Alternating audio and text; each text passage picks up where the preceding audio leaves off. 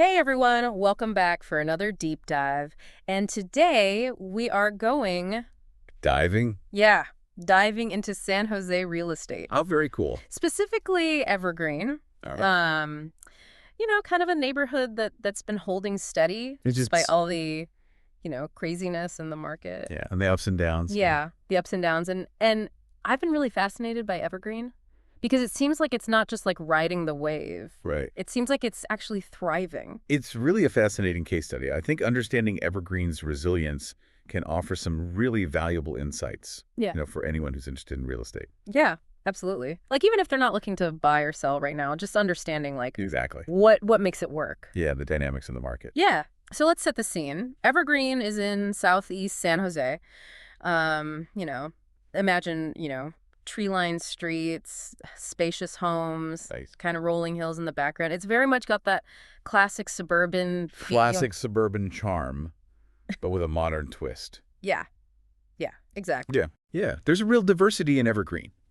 You've got families who are drawn to the area because of those top-rated schools. Yeah. You've got tech professionals who kind of want that balance of that suburban lifestyle, but with a reasonable commute into Silicon Valley. Yeah. And then you've got retirees enjoying a peaceful, amenity-rich lifestyle. It's that blend that really contributes to its sustained appeal. Oh, for sure. And speaking of those schools, Evergreen Valley, High Chaboya Middle. Yeah, really high ranking. They're consistently ranked, top in San Jose. Among the best, yeah. So that's got to be a huge draw for families. Absolutely. But it's not just about academics.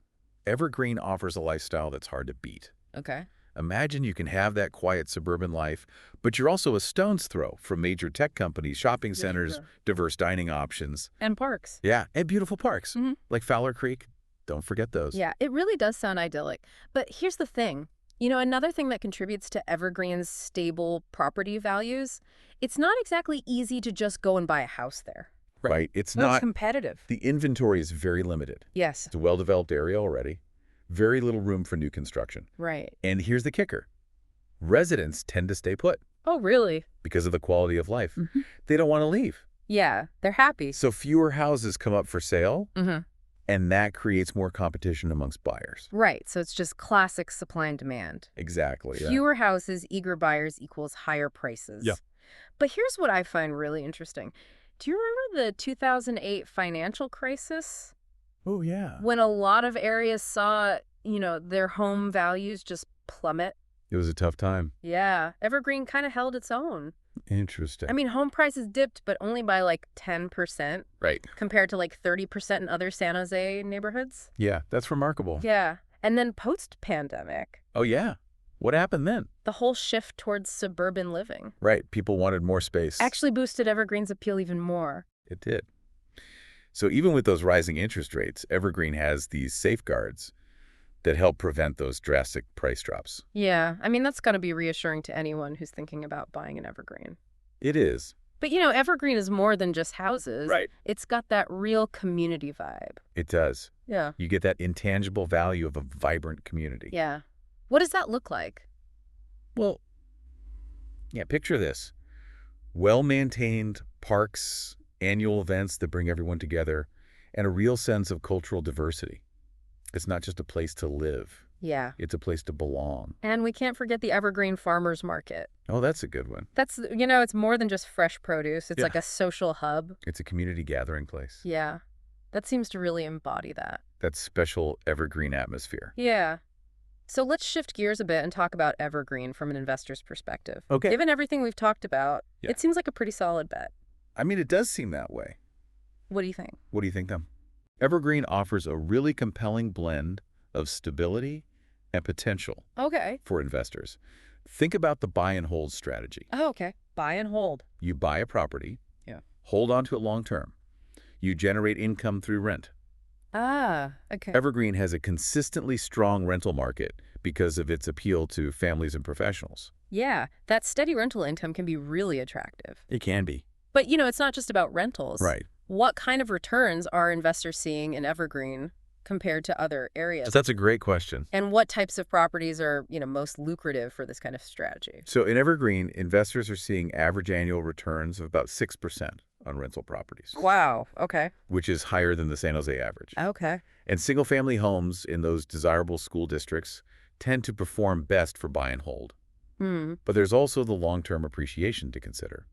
Yeah. Evergreen has a history of steady growth, averaging about 4% appreciation year over year. Wow, that's pretty good. It is, which makes it very appealing for investors with a long-term outlook. Mm-hmm. So whether you're talking buy and hold or maybe even flipping properties, Evergreen offers this unique combination of stability and potential. Yeah. It really does sound like Evergreen has a lot to offer investors. But let's be realistic. No place is perfect, right?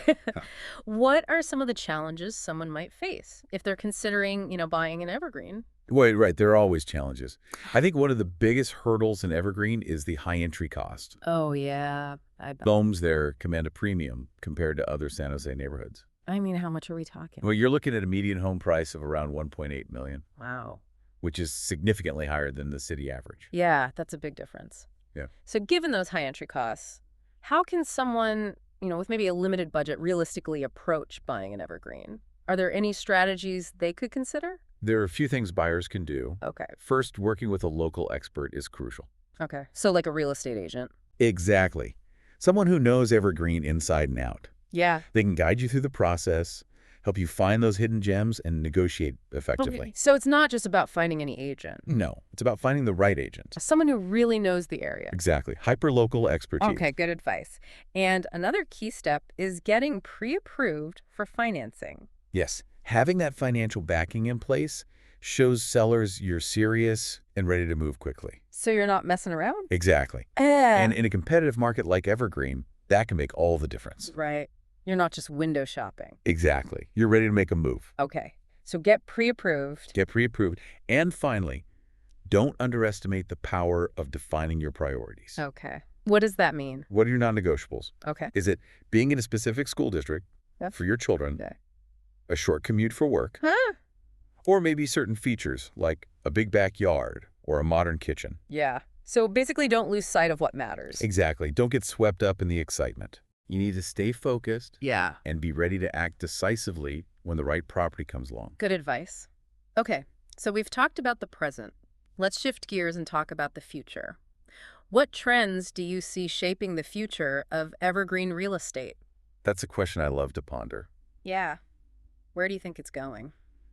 Given the limited land available for new construction, I anticipate a shift towards renovations and upgrades of existing properties. Oh, interesting. So instead of building new, People are going to be improving what's already there. they're going to fix up what they got. Yeah. Exactly. People want those modern touches and updated features, but they also want to be in these established neighborhoods like Evergreen. Yeah. So what kind of upgrades are we talking about? We're seeing a growing demand for things like open floor plans, Okay. gourmet kitchens with high-end appliances, spa-like bathrooms, and sustainability is becoming a big factor too. Oh, yeah, for sure. Buyers are seeking homes with solar panels, energy-efficient appliances, Yeah. drought-tolerant landscaping. Yeah. It's all about, comfort, convenience, but also eco-consciousness. Exactly. It's a blend. It sounds like Evergreen is well-positioned to adapt to these evolving trends. It seems that way. And with Silicon Valley continuing to thrive as a hub for innovation, the demand for housing in areas like Evergreen is likely to remain strong. Okay, so for our listener who's been absorbing all of this information, let's recap why Evergreen continues to be such a desirable and resilient real estate market. Okay. Good idea. Where do we even start? Well, it starts with location. Yeah, location. Exactly. Evergreen offers that coveted blend of suburban tranquility with easy access to the economic powerhouse of Silicon Valley. Yeah, that's huge. And it's not just about location. There's that strong sense of community that sets Evergreen apart. Absolutely. It's the parks, the events, the connections that people make. Yeah. And those top-rated schools Can't forget those. that are a huge magnet for families. Big draw. Plus, the limited inventory creates that sense of exclusivity. Right. And it helps to support those property values. It does. And even when the market experiences those, inevitable fluctuations, Evergreen just seems to have this inherent resilience. It does. It bounces back stronger every time. Precisely. Evergreen's history of steady growth, combined with its ability to adapt to changing trends, makes it a compelling option for homeowners and investors alike. Yeah. We've covered a lot of ground today, but before we wrap up, I want to leave our listener with something to think about. I like that. I always love a thought-provoking question to end on. Here it is. Could Evergreen's success story offer lessons for other communities looking to create similar resilience and desirability in their own real estate markets? Hmm, that is a good one. What can other areas learn from Evergreen's unique combination of location, community, and lifestyle? That's a fantastic question to consider. It really encourages us to kind of apply what we've been talking about to a broader context. Yeah. Evergreen's story shows how powerful a combination of community and thoughtful planning and, that focus on lifestyle can be. Right. It makes you wonder if other areas could replicate that success. It does raise some important questions. Yeah, like what? What are the key ingredients that make a community like Evergreen so resilient and desirable? Right. Is it the proximity to those economic opportunities, the quality of schools, the sense of community, or maybe it's a combination of all these factors? Yeah. Maybe by understanding Evergreen's success, we can help other communities kind of create their own versions of real estate success stories. Absolutely. There's always something to learn from those who are doing things well, Right. especially in the world of real estate where things are constantly evolving. Yeah. Well said. Well, I think it's time to wrap up our deep dive into Evergreen. It's been a pleasure exploring this fascinating neighborhood with you. It really has been fascinating. And to our listener, we hope you've enjoyed this journey to the heart of Evergreen real estate. Keep that final question in mind and see what insights you uncover. Happy exploring.